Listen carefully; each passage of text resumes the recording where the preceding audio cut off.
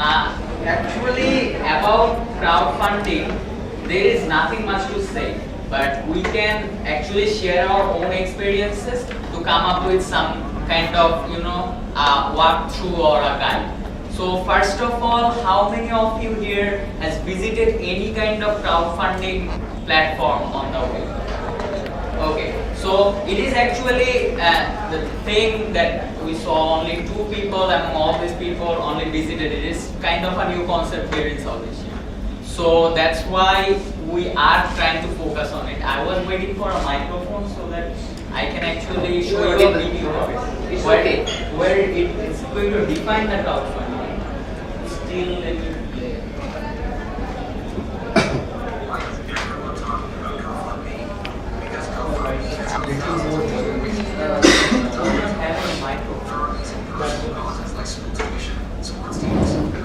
Somebody was doing to organize it. Yeah. Wait, so by Okay. So this video will define the crowdfunding. Then what I'm planning to do is I will share my own experience, and before that, what is the current situation in the South Asia, and in the world, how it's actually working. Then I will be talking about my experience in crowdfunding, and then we'll move on to an activity where at least some of you will go inside one platform and do a little bit of research and come up with the findings that you get. there's no mic for this room, sorry. Okay, let's just see it. But in other room there were 3, 4. Why? No, there's no system over here. Okay. Ma'am, let's see.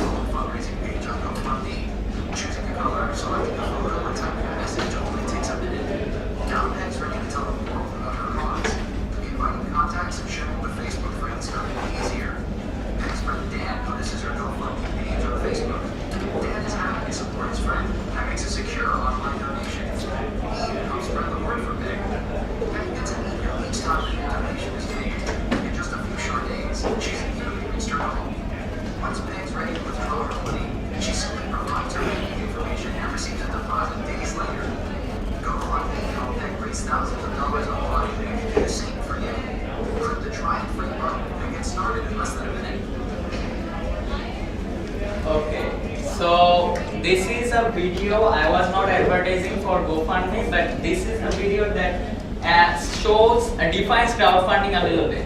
But trust me, everything they're saying is lie. Okay, you just don't click and get money. Okay, that's not possible. Maybe in United States, maybe in European countries, but not in South Asia. That's for sure. Why?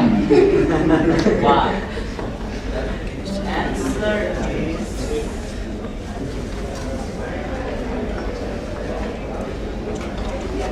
Okay, so this is the number of crowdfunding platforms 2012. So look, in United States there are 191. In Europe there are a lot, 44 in UK, 29 Netherlands, 5 Switzerland. Look, in the western part there is a lot.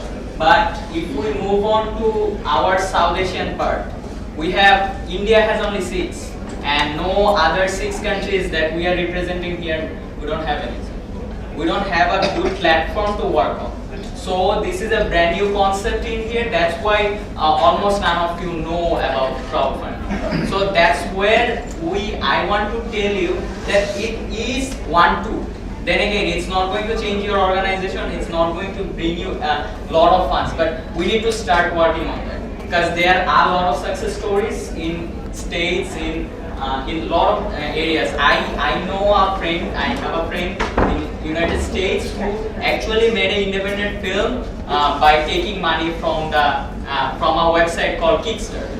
So that's amazing actually. But they are showing us that if you click on it, click on that, and the money comes in. Now in here, in Bangladesh, India, Pakistan, the thing is security is the main concern. Now, we generally don't tend to believe people that easily. Okay, so if I right now put a page, as they say, and say I am wanting to do this, and everybody will think it's a scam. They just want my money. Okay, so that's one problem. Then the second major issue that most of us face is, maybe we all have international credit cards in here, but you are not taking money from yourself. You are taking money from middle class and lower middle class because they are willing to donate you a very little amount of donation. So if I go to the person who is giving me a lot of money, that is actually done in a different process here in South Asia. So when we want little amount of money like 100 rupees or 100 taka, we normally know that they are not going to pay through credit card or eBay or some kind of other transaction system. So that's one problem. So these are the things that I came to know while I thought of doing my project using crowdfunding. But before that, I'd like to mention is almost 2 years back, me and my friend, we were having chat that in Bangladesh there are a lot of community schools where the students are taught for free, but the donation is normally the donation is 1,000 taka per head. So the rich people, they give 1,000 taka per month and they pay for it. And there are very good organizations like Jago, Volunteer for Bangladesh, and there are a lot of good organizations who are running their school. But if I want to do something in my community, I don't have a lot of people who is giving me 1,000 taka per month, because it's very difficult to get people like that. So what we thought is, I am a student, so why not I reach my friends and they can reach their friends, and let's keep it under 18 probably. So I want the money from a group who are under 18, 15 to 18. So now these people doesn't have access to any form of bank account. How are they going to pay? So that's the major question. But while I was thinking about this, I thought, yes, I will just ask for money and I'll be getting the money from them. Maybe go collect it, or that in our country we have dish billing system that people comes in the house and collect the money.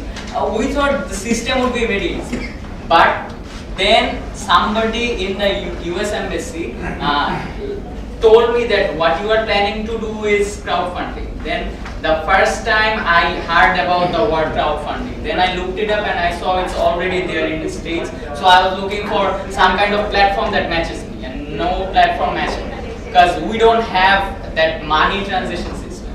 So that's why I needed to create my own system.